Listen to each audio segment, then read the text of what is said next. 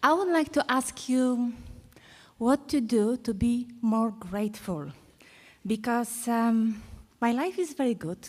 I'm happy, and I think I practice being grateful. Yes. But sometimes I think I'm not grateful enough, and I would like to be more.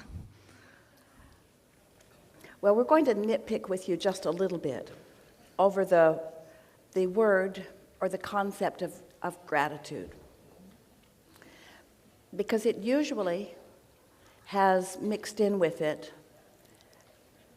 something that you are grateful for having overcome, where the word that we appreciate more is appreciate. So, and when you think about what appreciation is, think about it in its literal meaning. Appreciate meaning more added to, yes? So, can you see how it is helpful if there is some attention to a subject which then allows momentum to increase? And until the momentum has appreciated, as in the appreciation of, as it appreciates or gains momentum. We've not talked about appreciate in that same way. Appreciation meaning momentum gathering, more coming, more coming, more coming.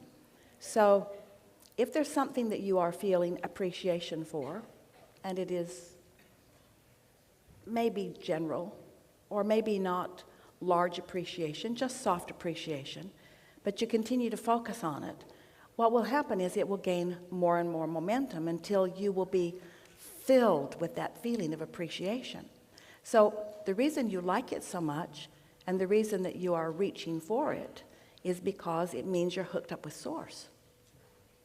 In other words, appreciation, the reason that it is so intoxicating, the reason that you are craving it so much is because that is alignment. That is Source flowing with you.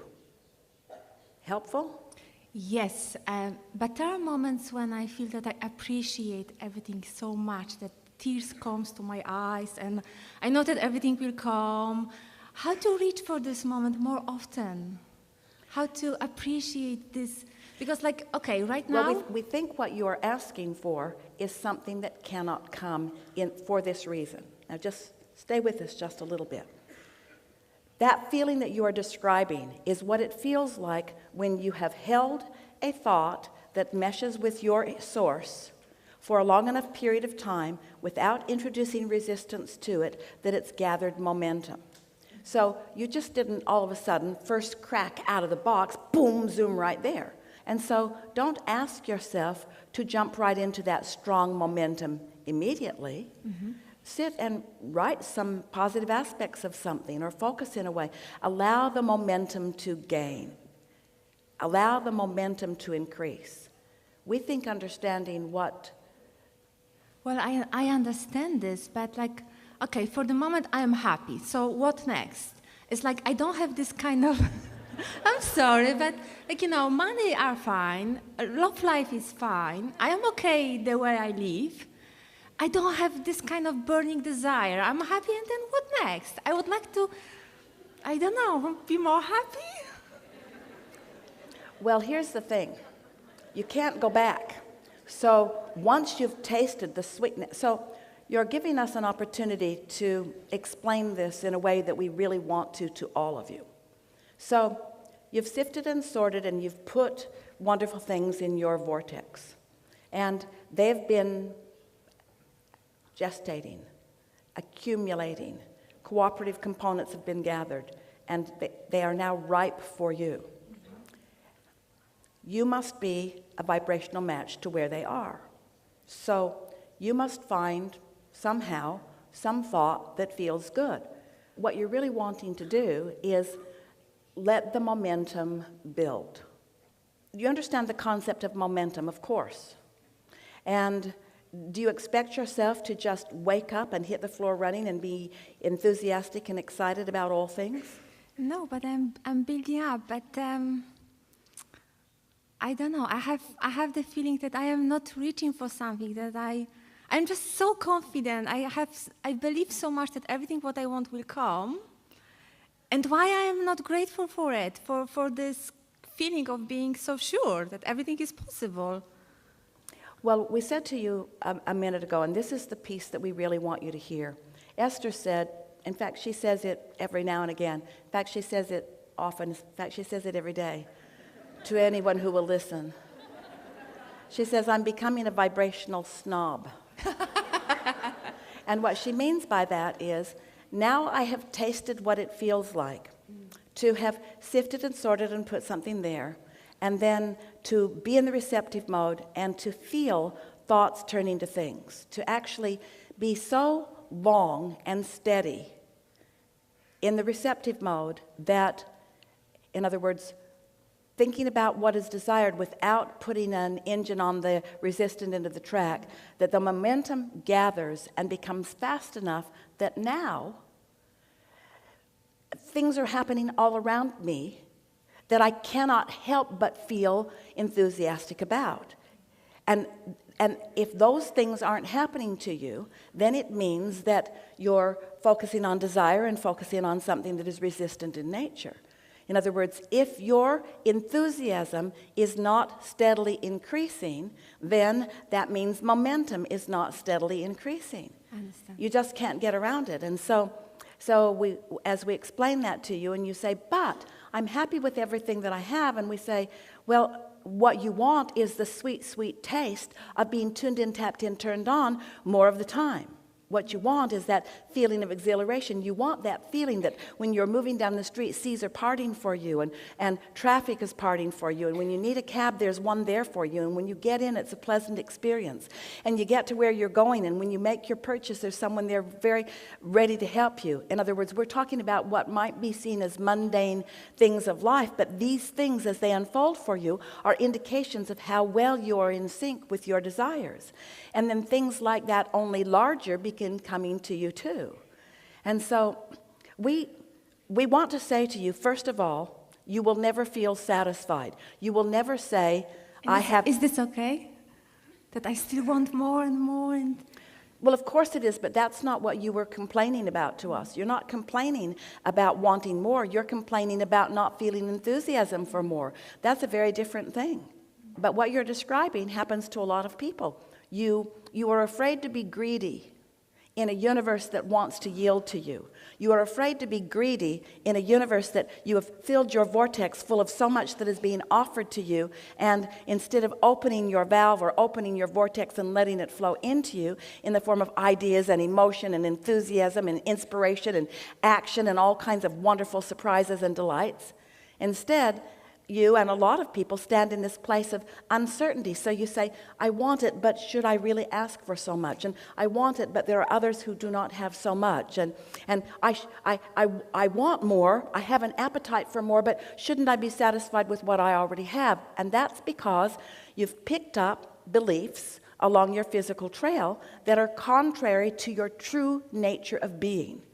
That's why in every opportunity that we have to visit with those like you, we say to you, you are on the leading edge of thought. You are the predominant contributors to the expansion of the universe. You are fueling the vortices for all that is. You, every one of you, no one accepted. You have created this vortex that all that is eager about and focused upon and flowing to. So when you feel a bit as you are describing yourself as feeling, what that means is you're pinching yourself off from you receiving what you've put there. You did step 1 and Source is doing step 2, but you're not allowing yourself, maybe step 3 occasionally, in fact often, but not that steady step 4 where it builds in momentum to that feeling of such steady appreciation for life. Esther was sitting one day, and she was sitting at her home in Texas, San Antonio.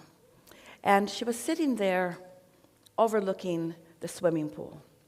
Now, her husband, Jerry, many of you know about him. He made his transition a few years ago, and he's really happy.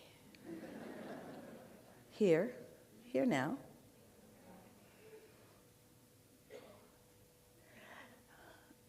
Esther and Jerry can talk later. Maybe now. So, Esther is sitting overlooking her swimming pool, and she is remembering the day that they decided to put the house on that spot. And Jerry is dragging garden hoses around, making the perimeter of the building and the perimeters of the swimming pool so that it will sit right between the big oak trees in just the way he wanted it. And Esther remembered how much care he was taking because he wanted the house to be as big as possible, but he did not want to disturb any of the very old giant oak trees that are on the property. So he was taking a lot of care to zig and zag this house around all of these trees. And now Esther is sitting there. So Esther is remembering all of those preliminary beginnings of this wonderful property. And now she is sitting there enjoying the manifested results of it. So big windows. There's a 75-foot window in this room. And she's looking out over a swimming pool that is, it's called an infinity pool, in that it drops off into infinity, but it's also zero edge. So there's no edge to the pool. So the tile and the water are all at the same level. So Esther is thinking about that and remembering its becoming and appreciating it so. And then she is looking to the trees, and now she's looking to the fountain, and now she is looking to the statues that they gathered, and now she's looking, and she stayed there long enough, which is what we were describing to you, that the momentum of her appreciation began to grow. And she was just overcome with this feeling of, here I am sitting here, the beneficiary of all of this management and love and workmanship and talent that came before. And here I am sitting, feasting my eyes on the manifestation of that. And then she took her notebook and she drew herself a little stick figure. She makes herself skinnier than she really is. And she put her hair on and she put herself there, and then she drew like a big funnel, like a megaphone. And she put herself there, and then she put these beginning things that she had been thinking about. And then she thought about more things that were all part of that. She thought about the talented tile men and the talented people that drove the big machines, and she thought about the electricians, and she thought about the companies that support them, and then she thought about the roadways, and she thought about the 16 truckloads of giant rocks that came to support all of these water features, and then she thought about the roadways and the rock quarries and the rock diggers, and then she thought about the economy at large, and then she thought about the governments and the world economies and all of those who have come before. And she began feeling this foundation that has been going on for much longer than her physical life, much longer than any of her physical lives. In other words, all of this foundation, all of it pointing right here, right now, to Esther's moment in time where she is rapturous about this magnificent swimming pool that she is noticing. I got you. She thought about all of that. Now feel the momentum of everything that leads to your now. When you walk these streets or get on these airlines or come into a facility like this or become part of anything, there is so much that has gone before, but we don't want you to focus so much on what's gone before. We want you to stand in your now and feel the fullness of it all being here for you now.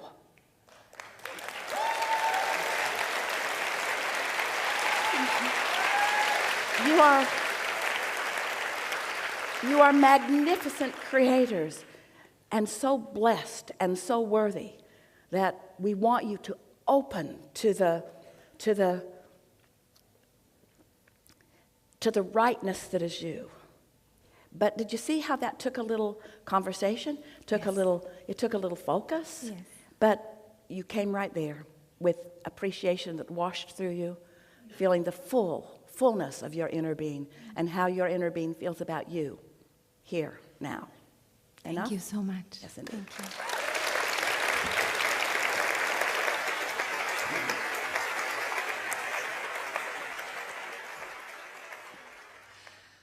you. First, I want to say thank you.